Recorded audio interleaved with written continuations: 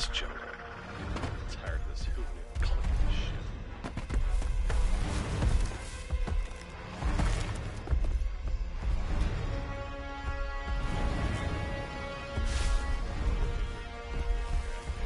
Cigarettes, stems.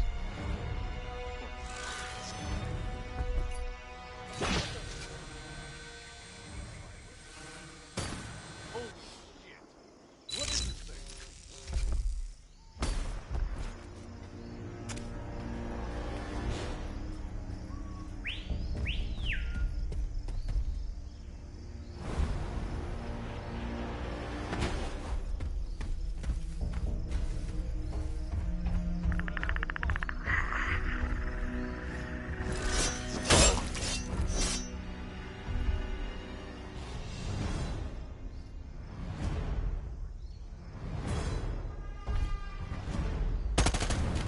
Smart.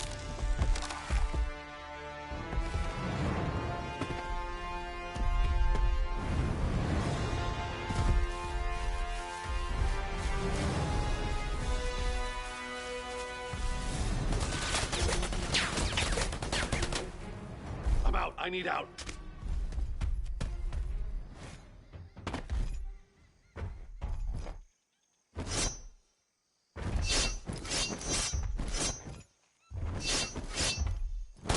Cover me. I'm reloading. Ow!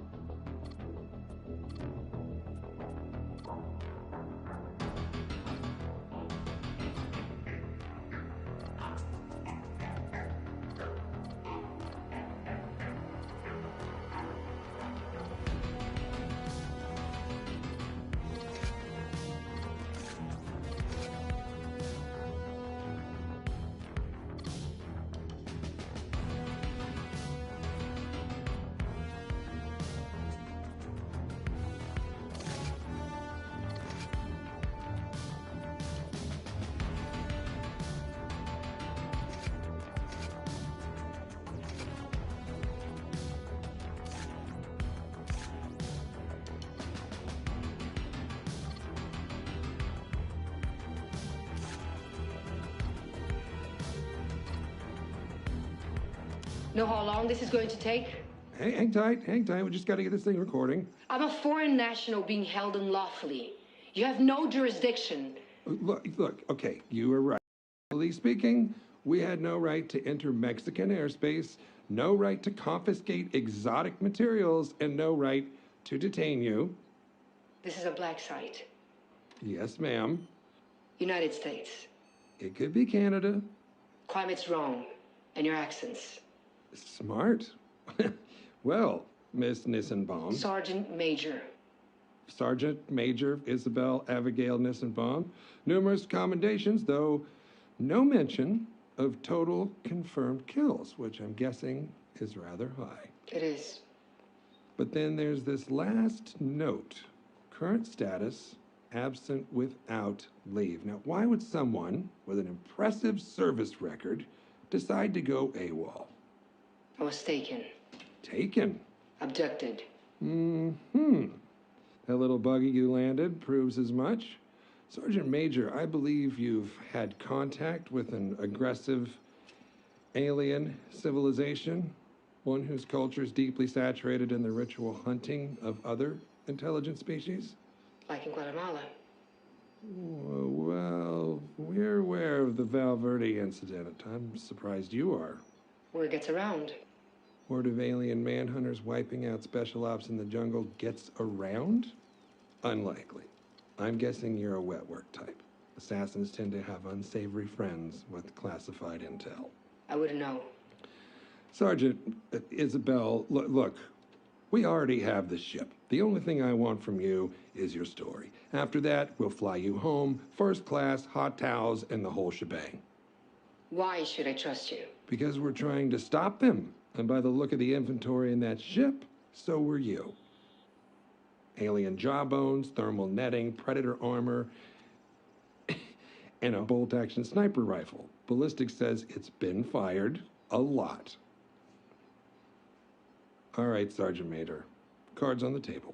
We're a task force directed by the United States government to assess and respond to a very real alien threat. One that attacked first and continues to do so with impunity. How many have been on Earth? That's classified. More than 1? 5? 10? 100? Too many. You don't know. Well, I know you've killed one, likely more. I know you commandeered an alien spacecraft and successfully piloted it back to Earth. I'd like to know more. I'm also one of a select few on this planet who will believe you. I promise I will do everything I can to take what you tell me and use it against these monsters. Fine. Go ahead. Where were you when you were abducted? I was on a mission. And what were you doing in the moments before your abduction? Hiding. Care to elaborate? No. Okay. Describe being abducted. During the course of the mission, I slept. When I woke up, I was falling, like in a nightmare. You fell asleep, and then you were falling. It was a parachute insertion, like a halo jump. By the time I realized what was happening, the chute opened on its own. I thought I'd wake up, but I didn't. It was real. From that elevation, could you recognize anything? No. There was only jungle. Sergeant Major Nissenbaum, in your estimation, during the time of your abduction, do you believe you were on Earth? No, I do not.